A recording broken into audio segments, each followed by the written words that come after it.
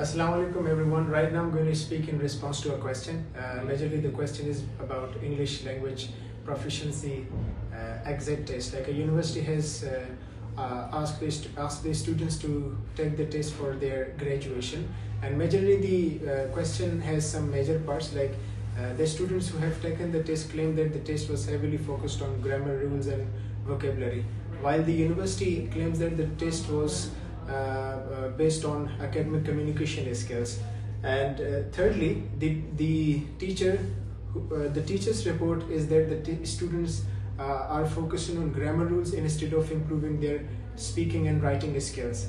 And finally, the administration, which is also part of the institution, says that the test was fairly and objectively conducted as it was standardized and machine marked. From the parts of the question, you would see that all of the aspects are quite contradictory to each other and are incongruent to each other. Similarly, the situation which arises behind this question is that the students who took the test are just remarked as pass and fail without having any sort of feedback. Similarly, the teacher who taught the student was not consulted while designing the test. And the final thing is that the content of the test was not reflecting the course objective. From this, you would see that the all aspects and the situation behind this all is quite indifferent to one another. Let me read you some definitions from two major theorists. Davy, who is a theorist of English language, says that the good test is an obedient servant since it follows and apps the teaching. So now you will see that teaching and testing are two different things but are two bootstrap concepts. They are the two different sides of the same coin. Similarly, Hughes also presents the same idea. He says that the test should act as partners to teaching. Like if the students are taught in one way, they should be tested in the same way. They should not be given other sort of materials. The test should not be different from the teaching or from the teaching practices or from the course objectives. There are some major issues which arise in this situation. The major thing is that the invalidity of the test. Like there is content invalidity, construct invalidity, and finally there is a major problem which is harmful or negative backwash. Okay, content validity is due to the test design and the course objective. Content validity is that when it majorly emphasizes that a test should measure what it intends to measure. It means that the material or the content of the test should not be different from the course objective. The course objective should be aligned with the content of the test. Construct invalidity is about like the ability which has to be truly measured which is not measured in this situation which I expressed to you right now. Construct is an abstract concept. It means the underlying ability like reading, writing, speaking or listening. So here we saw that the claim of the institute was that the students had taken the test and the test was majorly based upon academic communication skills. Okay, so but the content and the method of the test was quite incongruent. Now let me get you to the first problem, which is the construct validity. As I mentioned you that it is an underlying ability. Like majorly the students who took the test should have been tested for their communication skills or for their writing skills, but they took a test which was quite different.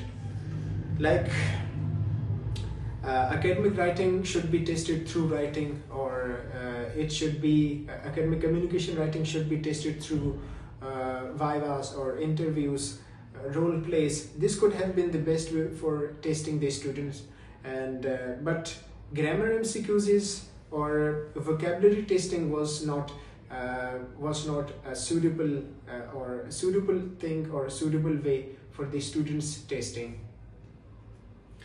Content validity, like the course objective was not same as the content of the test was.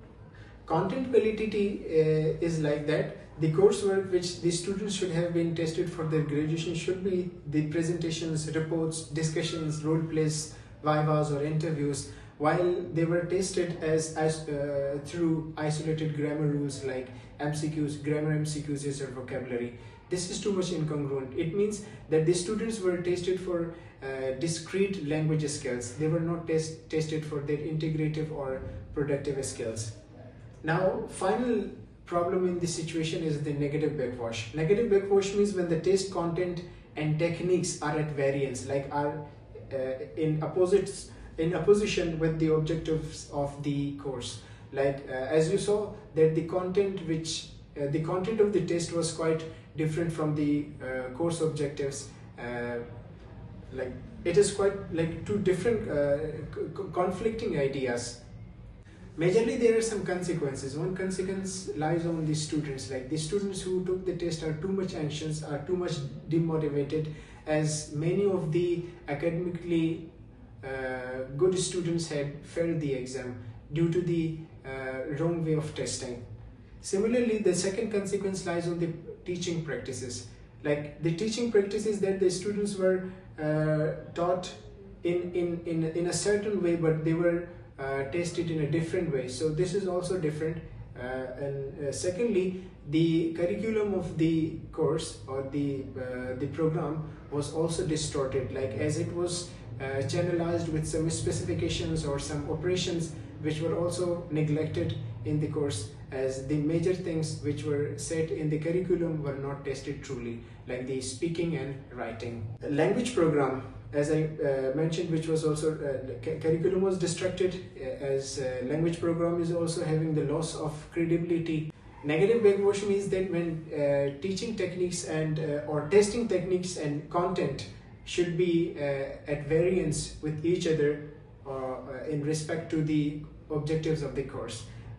It means that there will be harmful backwash when teaching program is potentially good and appropriate, but the testing isn't. Means if teaching is appropriately carried out while testing was not carried out in the same way or with respect to the teaching, there will be harmful backwash. Like you saw in this situation, there goes a harmful backwash or a negative backwash. Similar is with the next vice versa point, like if testing is carried out appropriately or in a good way, but the teaching was not carried out in the same way, there will also be harmful backwash.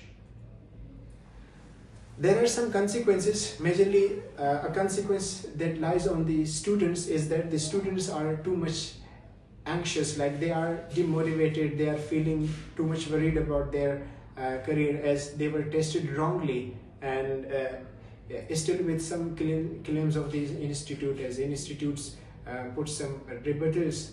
The next consequence lies on the language program. Language program, there is a loss of credibility, like the results does not match with the students' academic performance, and the program goals are contradicted. So you would see that the negative backwash has had consequences on the students as well as on the language program and teaching practices. But now there are some two improvements which we can take as a way forward.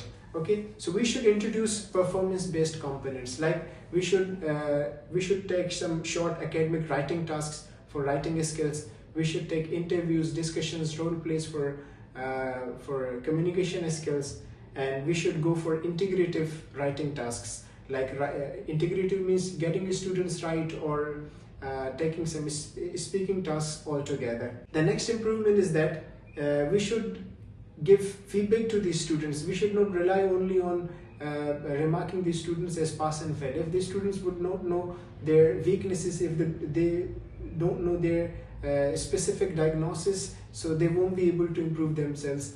They would remain in the same demotivation or and anxiety.